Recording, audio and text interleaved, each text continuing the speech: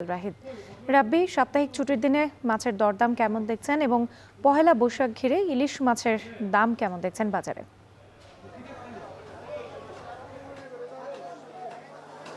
রাত্রি আর মাত্র কয়েকদিন পরই বাংলা নববর্ষ এবং এই বাংলা নববর্ষকে ঘিরে বাঙালির যে একটি শৌখিন ঐতিহ্য রয়েছে সেটি হলো পান্তা ইলিশ খাওয়া। এই যে পান্তা ইলিশ খাওয়ার প্রচলন সেটি এই উৎসবটি শুরু হয় পহেলা বৈশাখের বেশ কয়েকদিন আগে থেকেই ইলিশ কেনার মধ্য দিয়ে। এবং আমরা যদি বলি যে পয়লা বৈশাখের সব থেকে জমজমাট যে উৎসবটি বিরাজ করে সেটি রাজধানীতে, এবং ইলিশ কেনার যে উৎসবটি বিরাজ করে সেটি হলো রাজধানীর কারওয়ান বাজার, এবং ইলিশের জন্য বিখ্যাত এই রাজধানীর কারওয়ান বাজারই।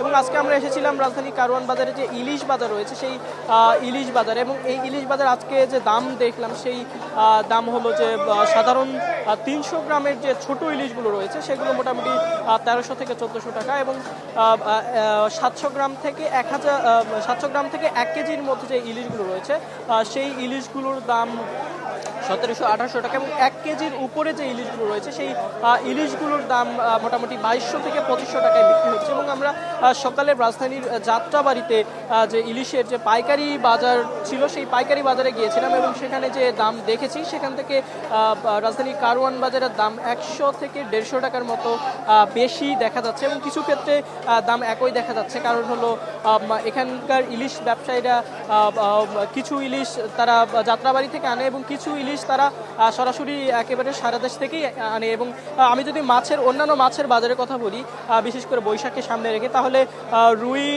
রুই মাছ যেটি মাঝারি রয়েছে সেটি 360 টাকা কেজি, এবং রুই মাছের যে ছোট মাছটি রয়েছে সেটি 330 টাকা, এবং কাতল যেটি বড় রয়েছে সেটি 400 টাকা এবং ছোটটি 330 টাকাতে বিক্রি হচ্ছে। এবং মৃগেল মাছ 400 টাকা কেজিতে, এবং কোরল মাছ প্রকারভেদে